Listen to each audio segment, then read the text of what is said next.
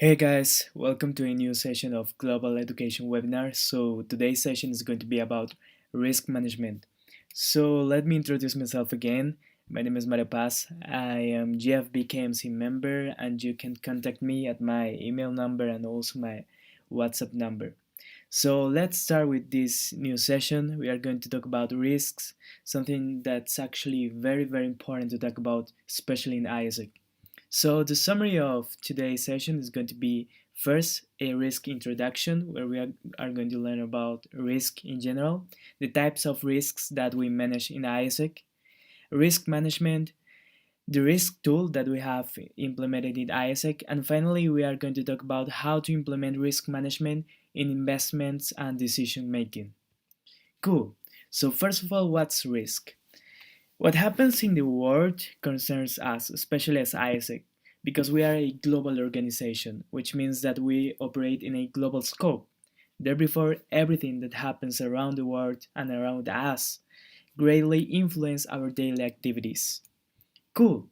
That also means that the interaction between our environment and our operations can often generate unexpected outcomes, which is something that happens all the time, right? And therefore, when we talk about operating in a global scope, we also talk about operating with risk. So, what's the definition of risk?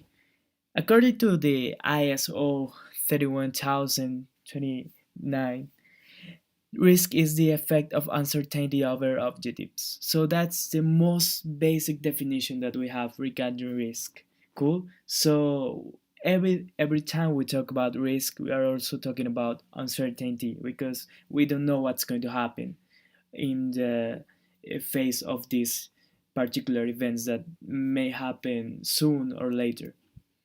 So what are the types of risks that we have within AIESEC?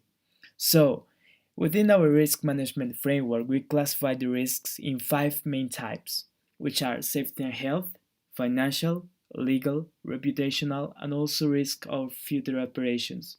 So I'm going to explain to you briefly about each of these types of risks. So we have the first one, which is regarding safety and health. So generally, the responsible for this type of risk should be the MCBP, OD, or PD.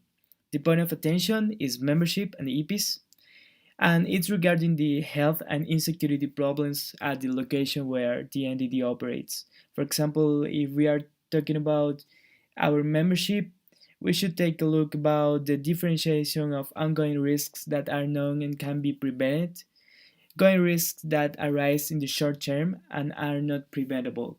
So types of safety and health risk are those that are around us that may trigger or may put maybe in risk the safety or the security of our members, but not only members but also our exchange participants. So it's very important, especially when we talk about the logistics, when we talk about the climate factors of the entity, and maybe all of the issues that we could have regarding healthy insurance, etc. Then we also have the legal risks. So the responsible should be the MCPP Finance and Legal, or also the MCP. So the point of attention here is the legal management and the organizational processes. So when we talk about legal risk, we talk about problems due to non-compliance with processes within the legal framework, especially the national or the international legal framework. And also, it's very important that the management team is the legal responsible and body of decision making in the MC. So, when we have special and particular problems regarding legalities, is the MCPP Finance and Legal, the MCP, and the management team the ones who should be involved and aware of all of the decision making regarding compliance and legal aspects of the organization. Then we have the financial risks. The responsible should be, of course, the MCBP Finance and Legal, and the point of attention is the financial management. So, financial risks talk about the impact on financial results of the entities, and management team also should be the final responsible and body of decision making in the MC. So, when we take a look at our financial resources, when we have to do a very big decision making regarding investment or planification or execution of the budget. Of course, it's the management team who should be involved and who should be accountable of their respective individual budgets and the MC budget as a whole. Then we have the reputational risks. So in this case, the responsible should be the MCBPPR, point of attention, of course, public relationship management. And here we talk about the positioning of the brand, external perception, the fame and reputation of the organization, which are intangible values that very should be taken care of a lot at every time. And finally, we have the risks of future operations, where the responsible should be the MCBPOG. And the point of attention is the local entities and also the expansion entities. And here we talk about the expansion of AIESEC in new territories, the organizational development, and all of the plans and all of the things that could maybe put into risk the healthy growth of the organization. That's why organizational development plays a huge role here, mitigating all of these risks regarding future operations. Cool. So we know we have a general overview of the types of risks. Now we are going to go directly to risk management. So I like this definition of risk management by Thomas S. Coleman, which is probably my favorite one, which says that risk management is the art of using lessons from the past to mitigate misfortune and exploit future opportunities. That is, the art of avoiding the stupid mistakes of yesterday, recognizing that nature can always create new ways for things to come out wrong. So basically, risk management is about taking a look at the past and realizing all of the opportunities that could be applied for a better tomorrow.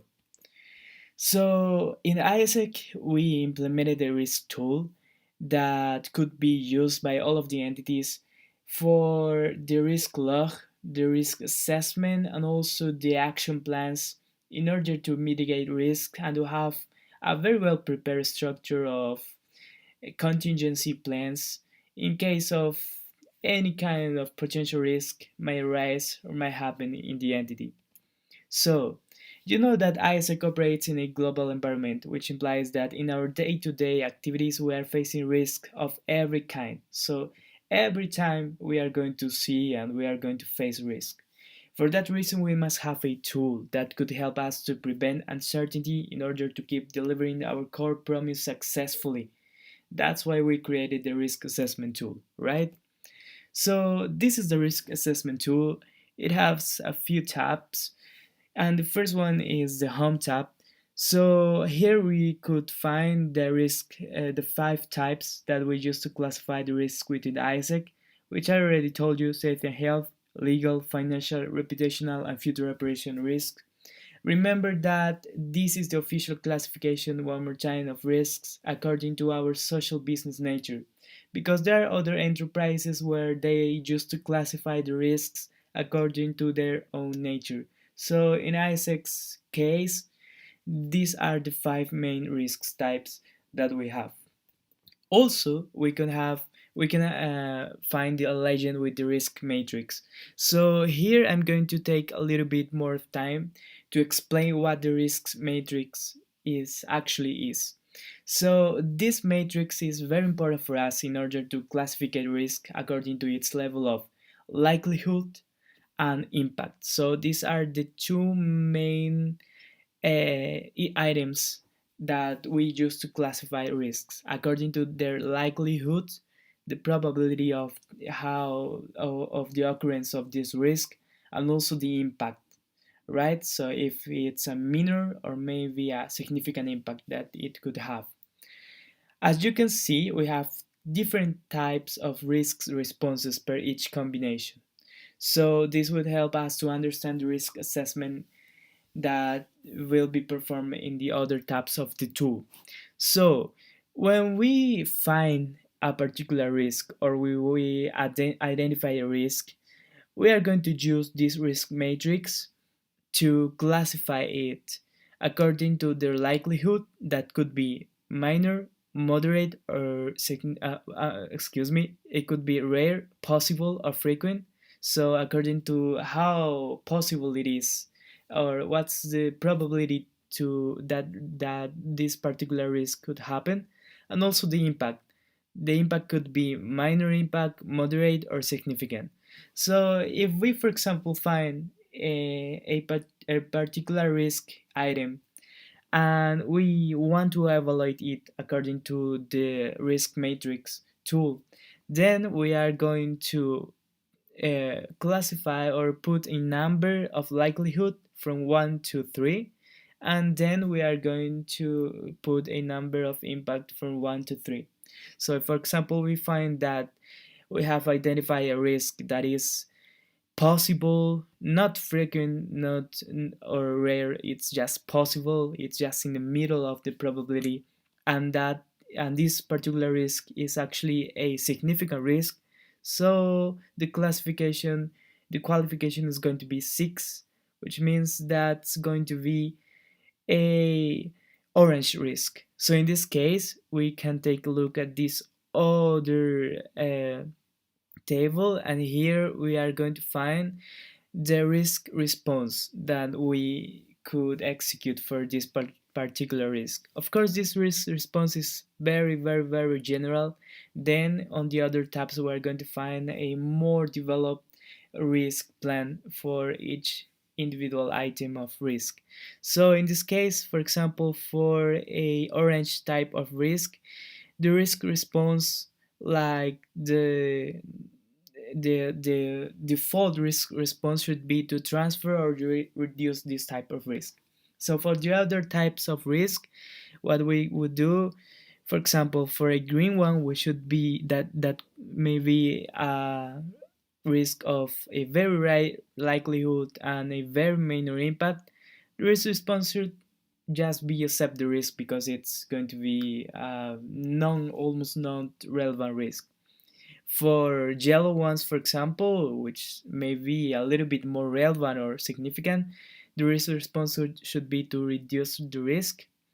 And in the case of the red ones, that are those that are very frequent and very significant, we're talking about a very, very important risk. So in this case, we should evade this risk in and take and see every single way, or maybe how we could actually evade the risk. Cool. So then we have the risk index calculator. Here we can find a checklist that I recommend you to fill before filling the other tabs and the risk log, because in this tab we are going to answer some questions regarding each type of risk. For example, here we have the safety and health checklist, and we are going to fill this information according to this description. So if we totally agree or not regarding these statements here. For example, if we want to fill the checklist of the safety and health items, we are going to fill if the entity makes use of health insurance, for this case in the first item. So if we totally agree with this sentence, and this sentence totally applies to our entity, here we are going to put the number 5. Alright, so once we are done with all of these items, we are going to have the consolidation and the result of this risk index calculator, which is an automatic formula. And here we're going to find a particular risk index per each one of the risk types, and we are going to find also the entity risk index. So this entity risk index will help us to identify the types of risk that we should put more attention on, and it will also give us the consolidated entity risk index. So it will tell us how risky is our entity actually at the performance of the calculation and the evaluation of this risk assessment, this general risk overview. So In this result and in this example, we can see that the safety and health risk actually has a low risk index, which means that probably we should put more effort or we should be more careful with the safety and health issues that our entity may be facing. And in this case, we can also see that the financial risk index is actually higher, which means that from a financial perspective, there's a huge possibility that the entity actually is more stable and maybe there's not a lot of need to put more attention into it that's already been put into. And finally, we can see here the entity risk index, which in this case is 0.65, which means that from this legend, the entity actually is a secure entity, which means that's great. It could be even greater. And of course, the goal should be to have your own entity as a highly secure entity. Cool. So now let's go to the other tabs. The other tabs actually have the same layout with the difference that's one tab per each type of risk. So here in this tab, we are going to find the risk log for each type of risk. And here we will be able to register all of the risks that our entity may have. So these tabs are actually called the risk log. And this risk log will be very, very, very helpful for us. First, because it's going to help us to have a consolidation of all of the risks of the entity. This may be used for transition without any doubt, and this risk log should be filled always and forever. So the main purpose of risk log is that we can have a consolidation of all of the risk, all of the effects that this risk may have, the risk assessment of each risk element, the responsible and an action plan to mitigate those risks. So, how we should fill this tab? First, we can see the risk codification. So, this risk codification will help us to have an easier identification of the risk. For example, here we see the number 01001, which is going to be added to one specific risk item. The second, the second column is going to uh, say it's going to we are going to find here the risk agent, which means who the main individual related to the specific risk. So, for example, if we find a risk related to the membership, here the agent is going to be the member, and so on. In the third column, we are going to find the risk element. So here we are going to find this specific risk, which is going to be assessed, in fact. So in this case, for example, we found the risk element, which is a team member is disabled due to illness or accident. So here we found a risk element, which is related to this agent, which is the member. In the fourth column, we are going to find the risk cause. So when we see the risk element, we also should analyze what could be the cause of this risk element. So the potential cause here would be an accident or an illness that may cause the disabled, that the team member would be disabled for to perform their normal activities. In the other column, we have to find the potential the potential risk effect. So it's very important here that we can identify not only the cause but what would be the effect of this risk element. So what would happen if our team member is disabled due to illness or accident? So in this case, there should be inactivity or zero contribution to the organization results. Cool. So we should do this with every single risk element that we may find per each type of risk.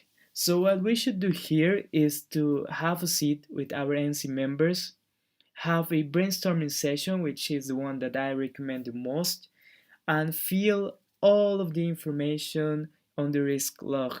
So while we identify more risk element, it's more better for us because we are going to have a very better developed risk management framework and layout that could help us a lot to make decisions, to have our regular controls in order to mitigate risks. So in the 6th and 7th columns, we are going to find the part that's going to help us to the risk assessment itself. So as I told you, risk assessment is about this, the risk assessment matrix tool that we have here. So risk assessment is going to help us to evaluate from 1 to 3 the likelihood and the impact of each risk element, and the eighth column that we have here is going to give us an automatic qualification of the risk, and it's going to also to give us the color of the risks. So now from a more visual in a more visual way, we are going to be able to take a look at those green, yellow, orange, and hopefully not, but it could happen, red risks that we might find in our entity. So the ninth column is going to be filled with the action measures that we should have and we should create per each element. So this is very important because here we are going to be able to find all of these actions that will be performed for risk mitigation and in case of the occurrence of the risk element. So these action measures should be very specific, should be very smart, they should be reliable, of course, and they should have a control framework. So these action measures should guarantee that if a particular event happens, if a particular risk is being it's happening, could this action measure could actually help us to perform correctly an action plan and to help us fight and mitigate correctly this risk. And finally, we have in the 10th column the name or the main responsible who should be accountable for the action measures to take regarding the risk element. So this part is very important also because it's impossible that just a single agent could be responsible for all and every type of risk. So in this case, this part of the responsible column will help us to assign the responsibility, so each MC member or EV member or a specific agent of the organization could know specifically that they have the ownership of the risks.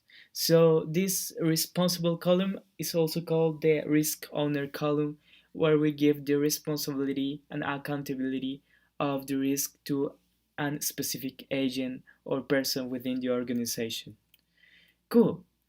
So now we have understood and have a general overview of the risk assessment tool. But of course, we are working in Global Finance Board to develop and make this risk assessment tool even more financial and connect the risk assessment tool with financial management and financial decisions even more. So what we're going to learn now is how to implement risk management in investment decisions, which is something important and which is something that we are working in, and we are going to upgrade our tool with this new information. So first of all, let me tell you that it's very necessary to create an investment plan in the entity to mitigate the risk of misuse resources and empower financial management. Why I'll tell you this? Because when we identify wastes in the organization, we took and we actually discovered that we have some wastes identified that are called the misuse resources that we have. So it's very important that when we are developing our budget or when we want to learn what we can do with our money, we should have a investment plan. So it's very important that when we talk about investments, we also should talk about risk, because working with money and leveraging our money should also mean that we should take a look about all of the possible outcomes of these decisions. So, every investment plan must have a connection with the risk assessment tool, since the decision making should always tackle risks. So, based on the cycle of financial virtue, which is the graphic that we have right here, we can coordinate a meeting with our back office and front office members to discuss about opportunities to leverage money according to the three growth factors, which are membership, money, and operations. So this cycle of financial virtue is actually going to help us a lot to make investment decisions. Why? Because here we can find three very important factors in the development and the growth of the organization and in the growth of our leadership promise. Here we have the membership, which is the core of the value creation, because membership is like the engine that moves the organization. We also have the operations, because in the operation is when the leadership is actually being promoted through our exchange experiences. And of course we have the money, because AIESEC is a social enterprise, which means that we really need the financial factor, we really need resources, especially financial resources, to guarantee that our organization could continue doing what we do. So, this cycle of financial virtue tells us that membership is going to help money and it's going to help operations to be developed. Operations are going to help empower membership and, of course, are going to give us financial income. And finally, money, it's going to help us to leverage operation, and through membership investment and development, it's going to help us to empower membership also. So that's why we say that if one of these three factors grow, all of the others are going to grow in the same direction if we manage correctly these three important growth factors in the best way possible. So here we're going to find a financial virtue cycle example. So let's say that we identified all of the opportunities of investment that the entity might have according to these opportunity factors.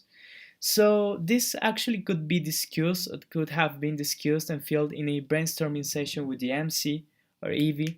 And here each opportunity should be assessed according to the benefit that it may produce and the effort that it would take to execute it. So for example, here we see that there was made a brainstorming session in the XMC, and here they found two particular items. So we found two diagnoses. First, they found that the entity's membership weren't working enough, and then they found that the entity's conversion rate has been very low. So they found two issues. Cool.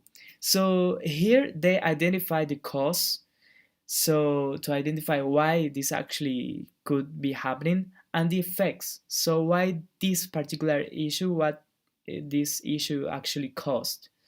So when we take a look at one issue, of course we are maybe seeing and forecasting many possible outcomes.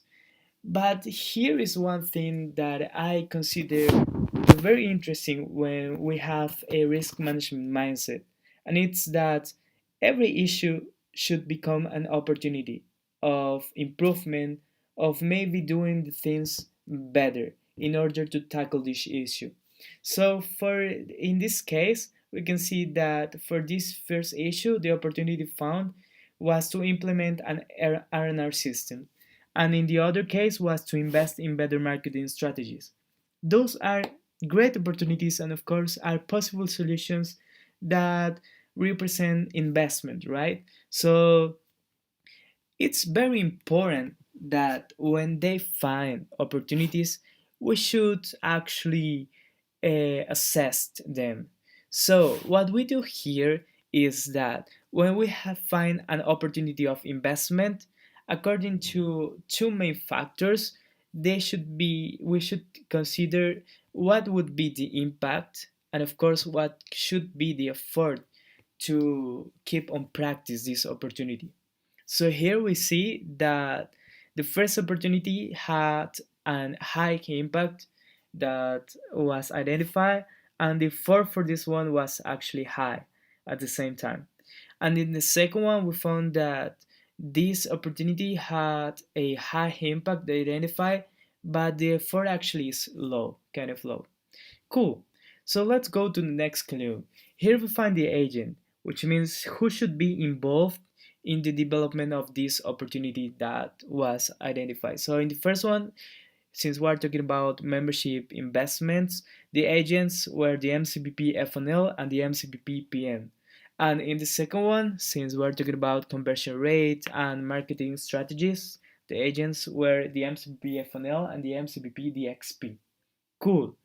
So after we have filled all of this information on this table, we may find what would be the possible results. So for the first one was identify that the results would be productivity, membership empowerment, and financial results. And then the second one will be signups, conversion rate, approvals, and of course financial results as a final result of all of this. Cool. So now we see two possible uh, investments. Cool. So we assessed these investment options according to their impact and effort, and we are going to learn a little bit more about the importance and what actually does this impact for part mean. So, as I told you, in order to choose the investment opportunities that will be developed, we can take into consideration this benefit effort matrix. So, this benefit effort matrix is recommended to prioritize. So, it's very important because it's going to help us to prioritize the investment decision and opportunities that are in the quadrants. All right, so let's go back to this example. So the first one, the membership opportunity had a high impact and a high effort. So in this case, if we want to find where it would be located, it should be here, right? Because this means that it the membership investment should be an investment that would consider a high impact and high effort. So in this case, this particular investment would be called or considered a major project. Cool. Then we have the conversion rate opportunity that's about the marketing strategy. So as we found here, the impact is high, but the effort is low. So when we are talking about one with high impact and low effort, we're talking about a quick win because it's actually going to help us to bring us again in a very very short period of time generally. So it's very recommended that every investment opportunities that we find and that we should prioritize should be in these two quadrants, or should be major projects, or should be quick wins. Why? Because if we find an investment opportunity that has high effort but low impact, maybe it's actually not that worried, right? And if we find a very interesting opportunity but actually has a low effort and low impact, maybe actually it's not that relevant enough, or maybe we could find other even better or more promising opportunities where we could allocate our resources that actually in the short or in the medium term would bring us a better return of investment. So now that I'm talking about return of investment, we're going to talk about a next topic regarding investment decisions linked with risk management. So, Once again, let's remember the cycle of financial virtue principle that tells us that more membership empowerment leads to more exchange delivered, which leads to more financial resources, which means that these three are very, very well connected within AIESEC. So, remember that every investment plan should have a payback. It's very, very important. We are with our MC, we identify the opportunities that we may have to tackle some issues and to make the entity grow. But of course, we also have to understand and we also have to identify the payback. What are we planning to gain from this investment? So, in this case, it's important to understand the financial retribution of an intangible investment because many times we are going to find that when we talk about operations or when we talk about membership, it's a little bit difficult to see what's going to be the benefit from a financial perspective. But let's remember one more time that if we invest in membership or if we invest in operations directly, somehow, according to the financial virtue principle, it's going to help us from a, also financially. All right. So it's always, always, always going to happen that if we invest in membership or operations, there before following the cycle, our finances are going to grow also. Of course, if we make the right decisions at the right time and with the right people. So in this situation, it's very important also to calculate the financial expectation of every investment. And by this, we can also use the most basic indicator that we have out there, which is the ROI or the return of investment indicator. So I think, and I guess many of you have already heard of this indicator, which actually follows this formula right here. So the return of investment indicator follows this formula that takes into consideration the benefit, the costs, and it's multiplied by this number, this 100 here, to convert it into a percentage that would make it easier to compare or maybe to know what's the proportion or what's the percentage of payback that we are projecting for a particular investment. So ROI can also help us to prioritize which investment opportunities are worth the most. So here we have the first criteria that should be followed, which is within the benefit effort matrix, which is a more qualitative criteria. But then we are going to find, once we are done with the benefit effort matrix and we have found our major projects and our quick wins, we need to find the specific quantitative criteria, that in this case is going to be the ROI, right? So I'm going to share with you an example of ROI with an intangible investment opportunity. So let's suppose that we decided to implement the R&R system, which was the opportunity that we were talking about before. So here were the results that we actually identified that were productivity, membership empowerment, financial resource. So, since the expected results are to increase the membership productivity and membership empowerment, they should also be quantified through a financial expectation. Because if we want to make a financial decision, productivity or membership empowerment are things that are very qualitative for us. So in this case, let's suppose that it was maybe coordinated with our MCBP PM that the R&R strategy should have as objective to increase the productivity by 20%. Okay, so now we have our first step, right? So, according to an hypothetical calculus, let's suppose that this increasement of 20% of productivity could represent 50% of growth in exchanges. Cool. We took next step, right? So, what would actually mean this 50% of growth in exchanges? Well, it could in turn represent a 10% of projection of financial growth.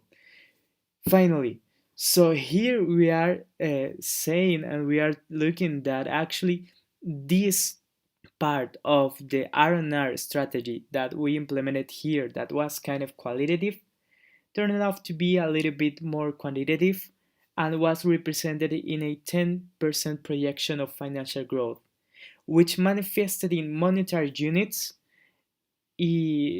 by this case would be the equivalent of 20 to $2,500.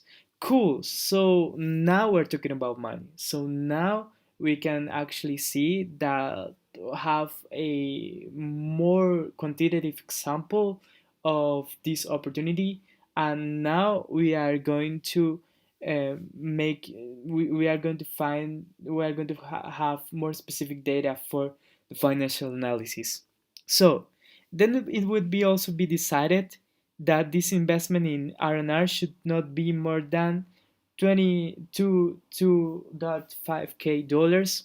So the decision would be to invest, let's say that of course if we are projecting to gain this amount of money, let's say that it was decided that the investment decision was to invest $1,000 in this particular opportunity. Of course, by logic, the amount to be invested should be lower than how much we should have as income. So the ROI for this example would look like this. Remember the initial formula that we had here, benefit minus the cost, then the cost multiplied for 100. So in this case, we calculate here the benefit that was calculated, and we actually take and understood what was the monetary equivalent of this productivity uh, expectation. We have here the cost, and finally we have this final ROI number. So in this case, we see that the return of investment for this opportunity is 150%. So actually, it's positive, which is good, but it doesn't tell us anything yet. Because for the final decision of this investment, if we want to say and if we actually want to make the final decision that we want to invest this $1,000, we should take into consideration the other opportunities that we might have mapped before and their respective ROIs. So in this table we have the first decision, but we also have the second decision that was to invest in better marketing strategies. So we had two different results and also two different ROIs. Both are positive, but we can see here that one of them is actually higher than the other. So uh, we see that both opportunities ROIs are positive and even greater than 100, which is great. However, the first one, which is the membership investment opportunity, represents, from a financial point of view, a better opportunity of value creation and is the most sustainable one.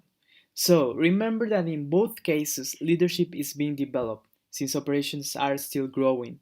But if we want to include the financial point of view, here the decision would be to take or maybe to take a look and see that this first one here is more sustainable, is a better opportunity, and of course maybe a little bit less riskier.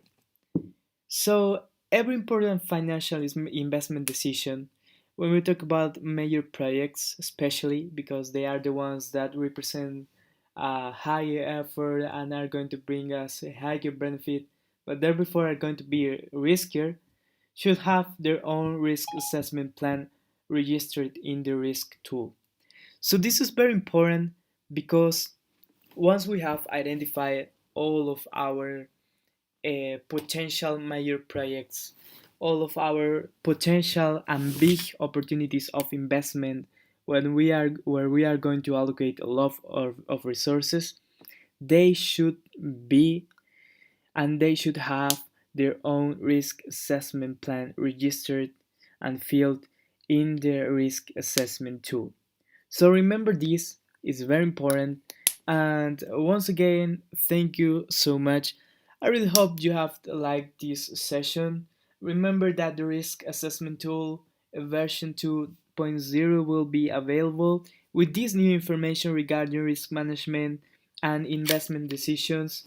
And if you have any doubt regarding risk management, feel free to contact me through my email or my WhatsApp number. Once again, thank you so much and have an incredible day. Thank you.